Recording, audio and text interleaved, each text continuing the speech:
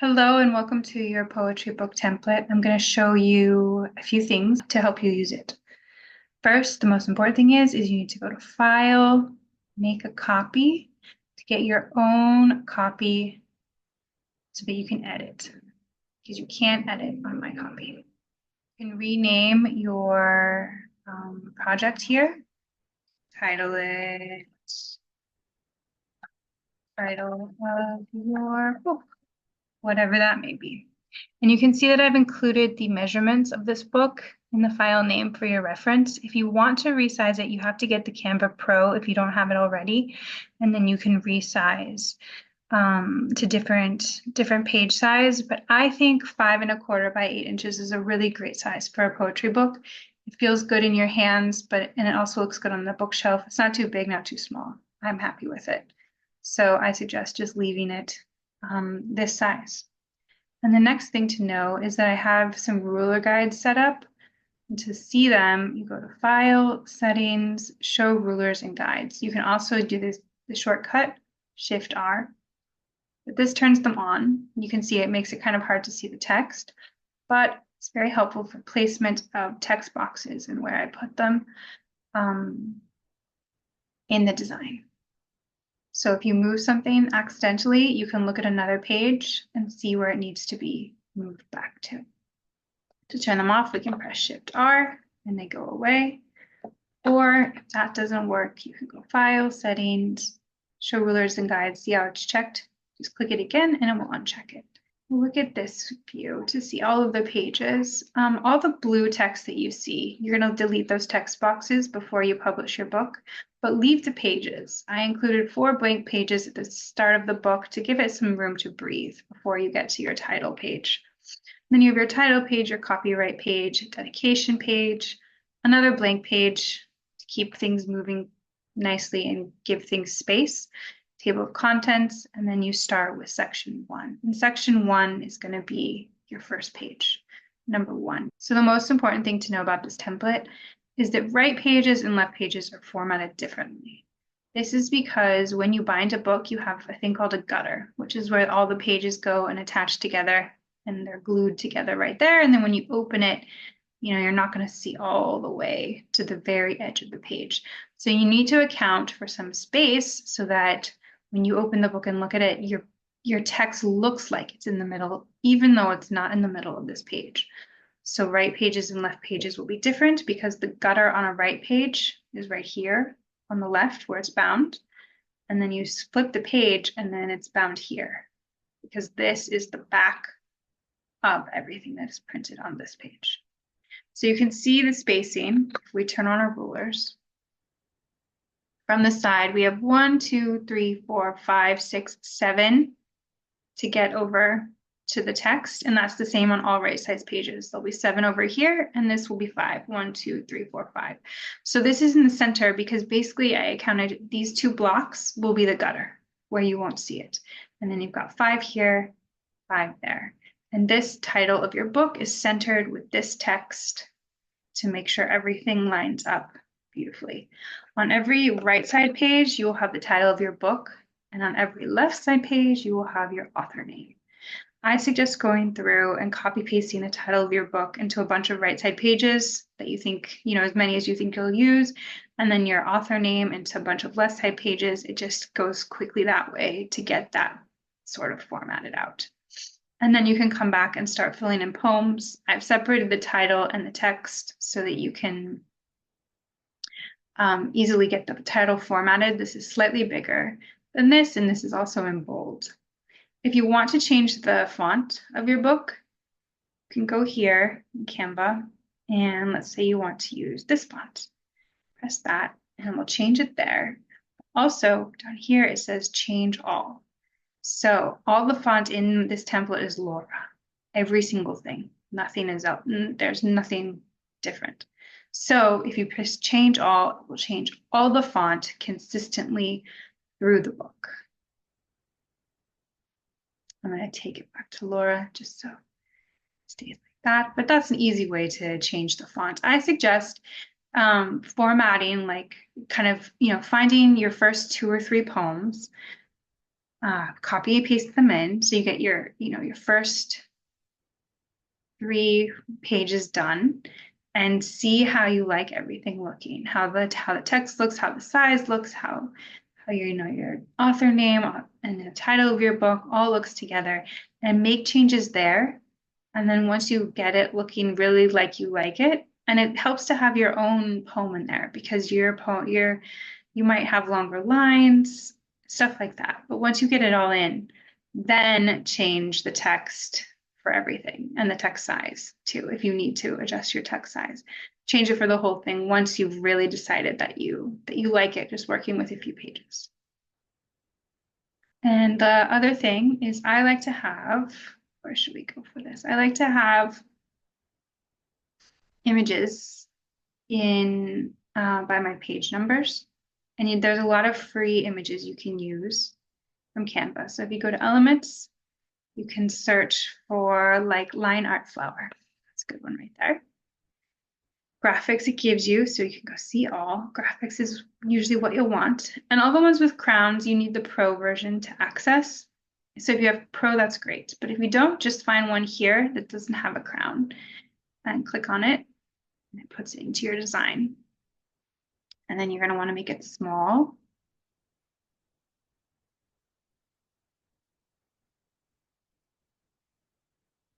And then we're going to want to turn on our ruler guides so we can line everything up. But the design, you're going to want to line it up with the outside of my design corners and get everything in. So put on the rulers, zoom in, do this detail work. Once you've done it for the first one, I'll show you how easy it is to just copy paste to get the placement exactly where you want it. I think that looks pretty good. And then if you click on it, you can go to position, click layers, and then find mine, delete it. And then you'll have yours where you want it there. And if you want, you can even make it a little smaller.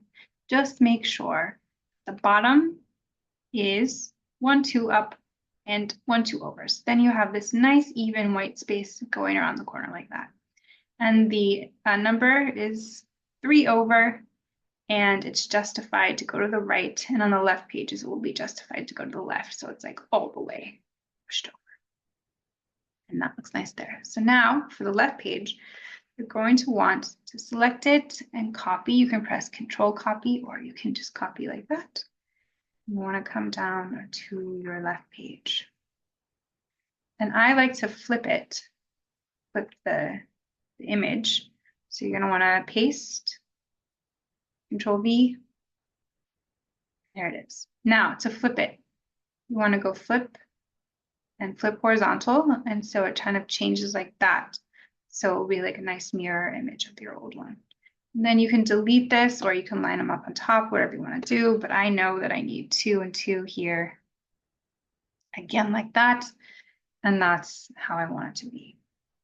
And there's my pretty pages together. So if you kind of look, you've got your left page and your right page, and you've got a design there, a pretty one, and then it's flipped, and there's one there that mirrors it. So to copy paste it to all of your left pages, you're going to want to get it like this. Control C for copy. Go, you skip the right because this is our left one. The image is flipped. Go on the page, Control V, and look, it puts it where it needs to go. You can double check if you're not feeling like it's doing what it should, but put it there. So you can just go through all your left ones, Control V, Control V, Control V, and you'll get it where it needs to go. And then you want to do the same for your right ones. Here, copy, Control C for copy. Go down to your right page. This was mine, so delete it, Control V, there's yours, and you can see it's aligned where it needs to be. So when you're doing something like this, we can skip the left. When you're doing something like this where you're just aligning things, I like to leave the guides on, because you're looking, what you're wanting to look at is these boxes and where these lines are lining up. But when you're doing the text, it's good to turn them off. So this is a left page. We don't run it there. We do want it here. And just go through the entire document until you get all your little designs in. And this isn't necessary. If you don't want pictures in your book, you don't need any.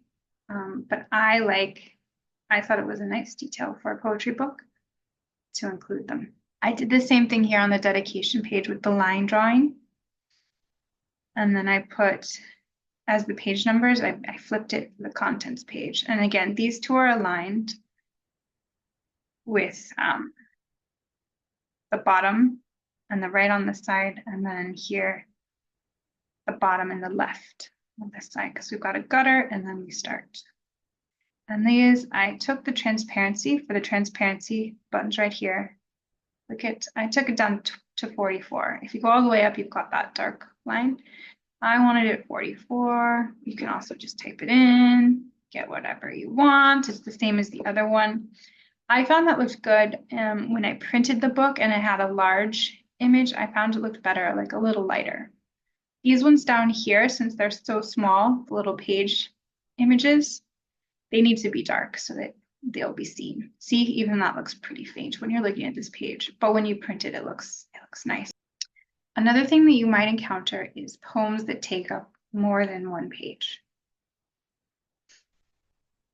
So if this happens, you're going to want to delete this text box. And let's see where it is. 1, 2, well, actually an easier way would just be, this is your overflow text. Or no, let's say it's a 2-page poem. You're going to start it on the left page. And then all the text is going to go all the way down here and it's going to run off at the bottom here. So you're going to need to continue the text on this right page. You want to move this text box up to where the title is. And you want to select the title and delete it. And then the text is perfectly in line to continue down this page.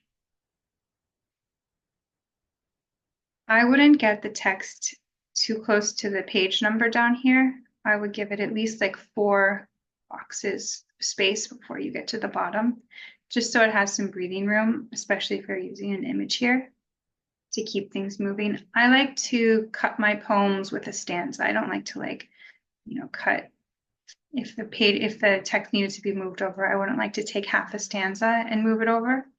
I like to keep the stanzas, but again, that's a stylistic choice. It doesn't matter. It kind of just matters how you like it to look the best. I find it's easy that you have like a Google Doc with your poems in the order that you want them to be, a general order, a working order that you want them to be, and then copy paste them in and kind of see where you are working from there and what poems are going to run on to more than one page and how you might need to move things around where your sections are hitting, kind of like that until you get it into a good place, and then deal with the page numbers is kind of the last thing to consider, because it's all going to change. Oh, then we have at the end an acknowledgements page. So the acknowledgements page, all of these pages, I say if it's a right page or left page, looks like small acknowledgements is the left page, and then about the author is facing. So you have those both kind of together as a pair. There's room to write your acknowledgements. There's room to write your author, which is your bio, but do it in the third person. So instead of saying I am, say Maggie Devers is. I included in my Instagram. I think it's helpful to have places where people can find you. If you're not going to use a table of contents with sections, then your first poem will be on this page, and you can just go to the first poem right page and duplicate it, which is this button here.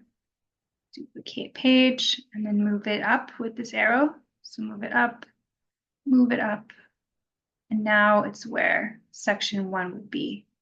You can delete section 1 and then go to this page and change page number to 1. And then you need to do that again for a left side page and change it to page 2. Change page 4 to page 2. Other than that, the numbering should be pretty easy and consistent throughout. You will get to more sections, and where I put sections is where they were in my book. I didn't bother to change it, and they're not going to fall the same for you, so you'll need to insert some pages, give them a new number, and let them be there. And the section 2 here is like where your section title goes. This is formatted exactly like the title page of the book, but you can, play around with it and get it how you want to be. One thing is the copyright page. I'm not a copyright lawyer, so I cannot give you any advice on what you should include on a copyright page. This is what I used, and I did not register the copyright of my book. You get copyright if you are an artist and you make an original work of art. That is yours. You have the copyright under US law. You don't need to do anything extra. You just need to make the work. But there is extra protections that you can get. I don't feel I need them at this time. So here, this is just a sample, but the title of your book, the year you made it, your name, where it was printed. If you don't even need the sentence printed, you can take that out completely. And again, this sentence is a bit of legal jargon, legalese. You're protected anyway. If you don't want this, take that out too. It doesn't matter. You don't even need this page, but I think it makes it look more professional. And then if you have any of these, you can put them in, but you don't have to either. If it's you can put your name too, if you want some credit. Cover art, my cover art was a work of art made in the 1700s, and I wanted to include all the information. It was made by a woman, and I liked having that all in there. But again, this is just what I'm doing. ISBN. If you use KDP or Ingram Spark, they will give you a free ISBN number. And that's perfect. You don't need to pay for one. It doesn't matter if your ISBN on Amazon is different than your ISBN on Ingram Spark. It doesn't make any difference. But what does make a difference is this page for the file that you upload to Amazon and then the file that you upload to Ingram Spark.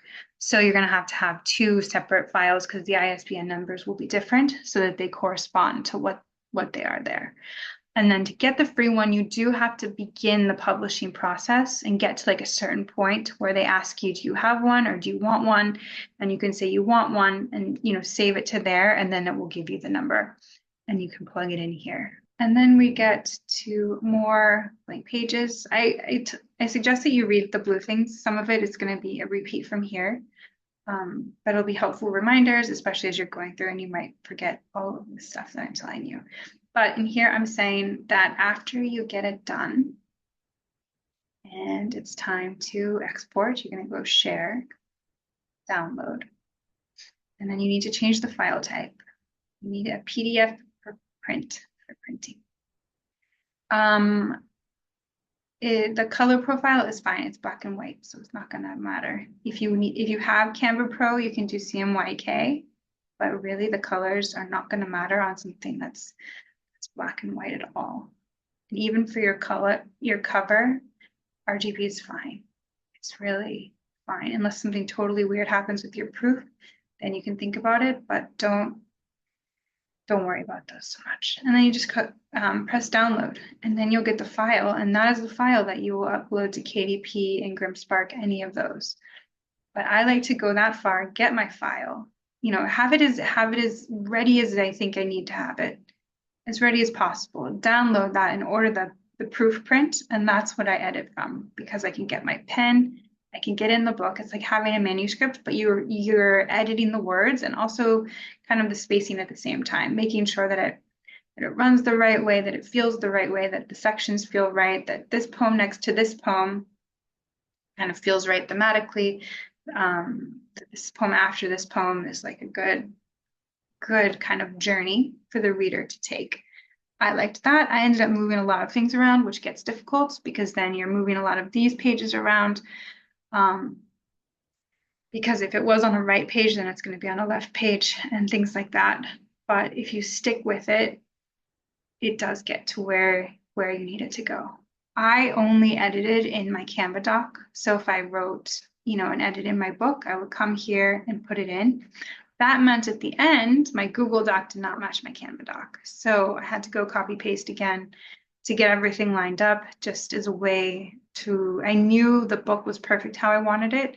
So as a fail safe, I just did the copy paste again into the Google Doc because that's what you need for a digital book. You can upload that into Amazon's program and get the digital file that you need. But again, the manuscript needs to be exactly how you want it to be. So there's lots of things to think of. You can do it. It's easier than you think. Sometimes the copy paste feels very tiresome. And you don't even have to do this. You can use Amazon's thing, Amazon's formatting and get it all that way. That totally works. But I like having complete control over the font, my pretty little pictures in the corner, all of that stuff. That made me really happy. It was something that I enjoyed doing as part of the project. So I think, yeah, it's up to you how you feel about it. That's everything. I know that was a lot, but you can do it. I believe in you. If you have any questions, you can email me. I included my email in the design on one of these pages. Again, here, this is all of the things I talked about here, but written out. Oh, and then, yeah, here's my email. I'm on Instagram too. It's everything you need. This is all you need. Oh, you need a cover too. But I'm gonna work on a tutorial to do a cover. Again, you can do it with Canva. It's all there. I can walk you through it. Ingram Spark and KDP will give you a template to copy so that all the spacing is correct. And I can show you how you can put the template into Canva, put all of your images into Canva, and make sure that everything aligns the right way and looks exactly how you like it. Once you do those two things and upload them, your book it's done. So you can do it. I'm excited to see what you make.